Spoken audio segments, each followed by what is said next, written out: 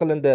Odamni ajratasizlarda, bu kambag'al, bu boyvachcha, bu mansabda ishlaydi, bu hech qayerda ishlamaydi, yo bu nogiron, yo bu faloncha deb odamni sizlar ajratasizlarda. Shunga qarab turib bir xillarga e'tiborsizroq bo'lasizlar.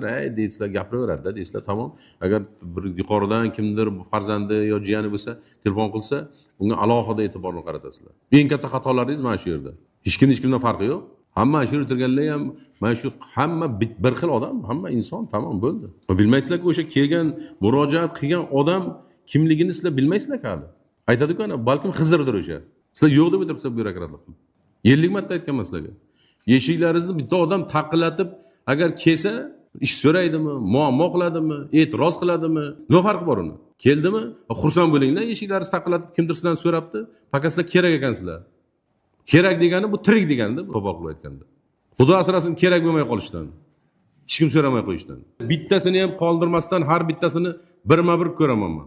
Har bitta sayyor qabul bo'ladimi? Boshqa keladimi murojaatchi? Hammasi birortasi chetda qolmasligi kerak. Bo'ladigan bo'lsa, bo'ladigan qilgan. Qo'llaringizdan kelmasa aytinglar, qila olmayman denglar. Yig'ilishda ta'kidlanganidek, yil boshidan buyon Samarqand viloyati hokimining sayyor qabullari davomida fuqarolardan